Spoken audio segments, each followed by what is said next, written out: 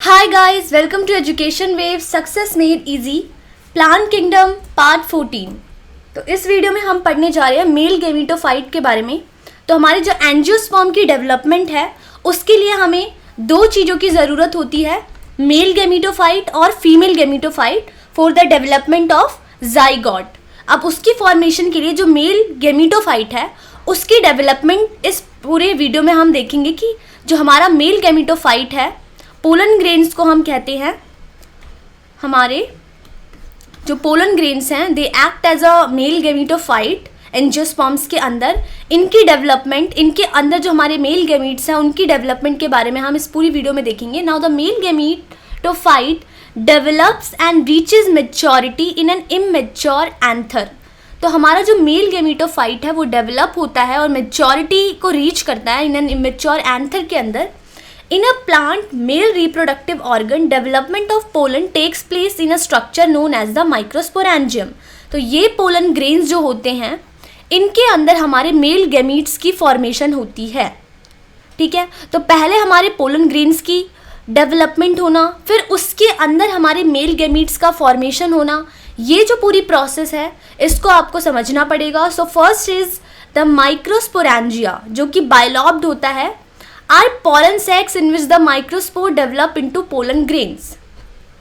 So this is our anther।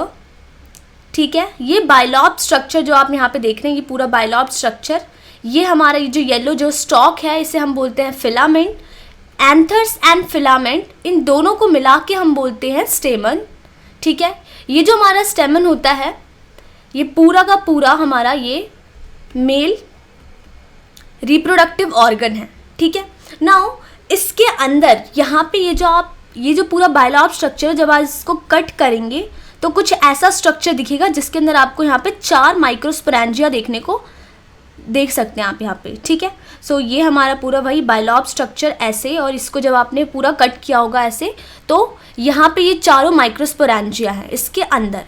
अब ये microsporangia अगर मैं यहाँ पे ऐसे डिटेल में बनाऊँ अच्छे से, सो कुछ ऐसा दिख रहा है। ठीक है, ये है हमारा माइक्रोस्पोरेंजिया, ये भी है हमारा माइक्रोस्पोरेंजिया। यहाँ पे ये जो 4 माइक्रोस्पोरेंजियाज आपको दिख रहे हैं, ठीक है, दीज माइक्रोस्पोरेंजिया ये पोलन सैक्स इनको हम बोलते हैं। पोलन सैक्स, इस पोलन सैक के अंदर ही हमारे पोलन ग्रेन्स की डेवलपमेंट होगी, in which microspores develop into pollen grain. अब इस माइक्रोस्पोरेंजिया के अंदर पहले माइक्रोस्पोर्स बनेंगे, फिर उनकी डेवलपमेंट होने के बाद हमारे पोलन ग्रेन्स बनेंगे। इसका क्या मतलब है कि with in the each microsporangia, her microsporangia के अंदर, ये जो सारे माइक्रोस्पोरेंजिया आपको दिख रहे हैं, हर एक माइक्रोस्पोरेंजिया के अंदर एक मदर सेल होगा। ठीक है, फॉर एग्जांपल ये है हमारा मदर सेल। ठीक है, अब ये मदर सेल क्या करेगा, मियोसिस से डिवाइड करेगा। कैसे, ये देखिए, ये पूरा माइक्रोस्पोर हमारा जो मदर सेल है ये वाला यहाँ पे ले गए जब हम, जो कि माइक्रोस्पोरेंजिया के अंदर था, ये हमारा मियोसिस से डिवाइड करेगा। मियोसिस मतलब रिडक्शनल डिवीजन। तो यहाँ पे ये डिवाइड किया 2 में, फिर दूसरी मियोसिस हुई हमारी, यहाँ पे मियोसिस 1 से 2 बन गए, मियोसिस 2 से यहाँ पे 4 टेट्राड फॉर्मेशन यहाँ पे हो गई। So they give rise to 4 microspores. Microspore mother cell की वजह से हमारे पास ये 4 माइक्रोस्पोर हमारे पास आ गए, 4 माइक्रोस्पोर्स। अब ये चारों माइक्रोस्पोर्स जो हैं इसके अंदर, ये जो आप देख रहे हैं हमारी जो अंदर, ये कह सकते हैं पूरा माइक्रो मदर सेल था जिसके अंदर हमारे न्यूक्लियस था। अब यही अंदर डेवलप करेगा और हर एक माइक्रोस्पोर के अंदर क्या होगी, पोलन जर्मिनेशन स्टार्ट होगी। तो ये जो है हमारा पोलन ग्रेन, ठीक है, ये माइटोसिस से क्या करेगा, डिवीजन करेगा। यहाँ से 2 बन गए, फिर 2 से 4 बन जाएंगे, फिर 4 से 8, तो बहुत सारे, हर एक माइक्रोस्पोर के अंदर हमारी पोलन जर्मिनेशन आपको यहाँ पे देखने को मिलेगी। तो ये हमारा पूरा मैच्योर पोलन ग्रेन्स। ठीक है, now inner cell, inner layer of cells. अब ये जो हमारा माइक्रोस्पोरेंजिया था यहाँ पे, इसके पास होती है एक वॉल जिसका नाम होता है टेप्टम वॉल। अब ये जो वॉल होती है ये इन माइक्रोस्पोर्स को डेवलप होने के लिए क्या कंट्रीब्यूट करती है, न्यूट्रिशन प्रोवाइड करती है। ठीक है, तो ताकि ये जो पोलन वॉल्स हैं उनको उनकी डेवलपमेंट में कंट्रीब्यूट कर सके, उनके जो कंपोनेंट्स हैं उनकी डेवलपमेंट में हेल्प कर सकें। नाउ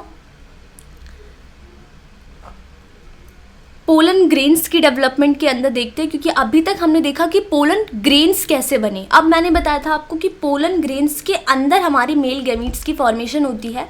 सो उनका पूरा जो डिटेल स्ट्रक्चर है वो आपको इनसे समझ आएगा। अब वो जो माइक्रोस्पोर 4 थे, फॉर एग्जाम्पल ये जो 4 माइक्रोस्पोर्स हमारे बने थे मियोसिस 2 पूरी कंप्लीट होने के बाद, जिनके अंदर बहुत सारे पोलन ग्रेन्स थे। अब हमने उनमें से कोई एक पोलन ग्रेन लिया है, सिर्फ एक पोलन ग्रेन को जब आपने लिया तो उसका स्ट्रक्चर कुछ ऐसा दिखता है। ये जो यंग पोलन ग्रेन है वो कुछ ऐसा दिखता है, जिसके अंदर हमारा हैप्लॉइड न्यूक्लियस है। अब ये न्यूक्लियस जो होता है इसके अंदर होती है माइटोसिस, ठीक है।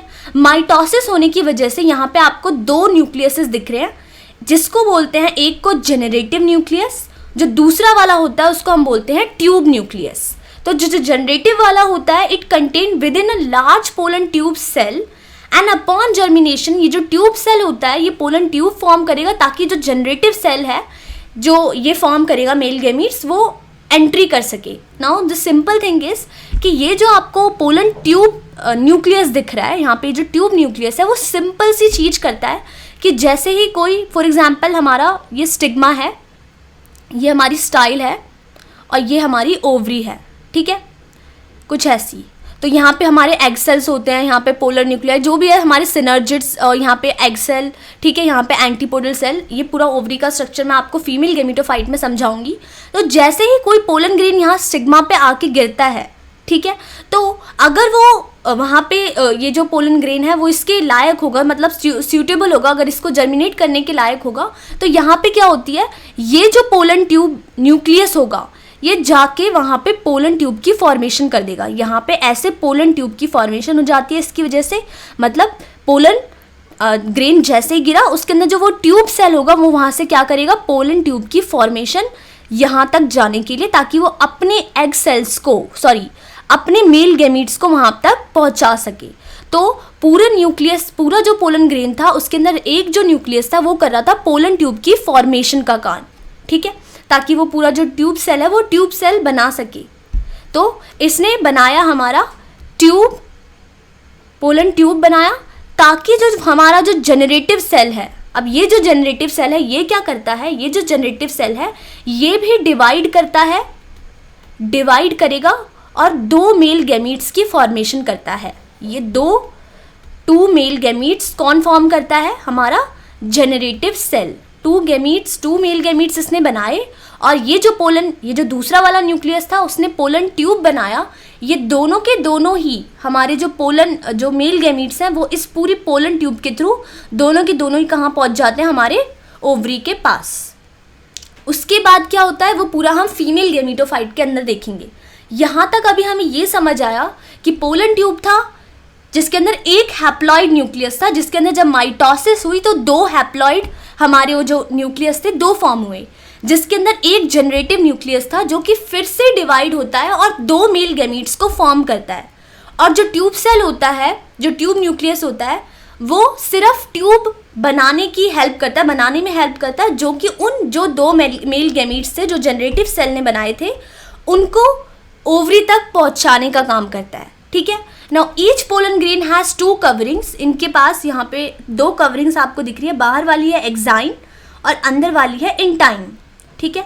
ये जो एक्साइन होती है ये बहुत ही ज़्यादा थिक होती है, this is a thick outer layer, and this intine one is, ये जो अंदर वाली है ये जो आपको दिख रही है ये है हमारी intine, and this exine wall contains sporopollenin.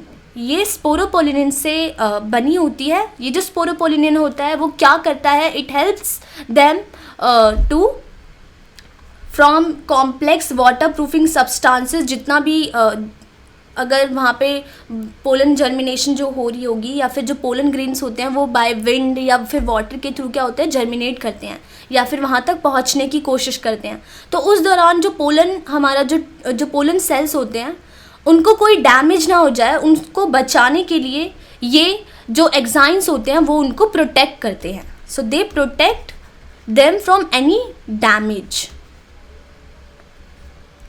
And sporopollenin allow the pollen to survive under unfavorable conditions and to be carried by wind, water, जिसके भी थ्रू ये biological agents के थ्रू वहाँ पे जा रहे हैं, तो without undergoing any damage they protect them ठीक है, ताकि वो उस अपनी जो प्लेस है जहाँ पे उनका डेस्टिनेशन है वो वहाँ तक पहुँच सके। So this is it. ये था हमारा पूरा मेल गेमिटोफाइट। इसके बाद हम पढ़ेंगे फीमेल गेमिटोफाइट के बारे में। You guys can follow us on Instagram, education wave के नाम से आप हमें इंस्टाग्राम पे फॉलो कर सकते हैं। And you can visit our website to educationwave.in। Please do visit there, educationwave.in पे जाइएगा। आपको वहाँ पे बायोलॉजी के जितने भी प्लेलिस्ट हैं अभी तक हमने वहाँ पे जो अपलोड की है 11, 12 जिसकी भी चाहिए आपको वहाँ पे मिलेगी। अभी तक हमने जितने नोट्स वहाँ पे अपलोड किए हैं वहाँ पे आपको सारे जो नोट्स हैं वहाँ पे अवेलेबल हैं।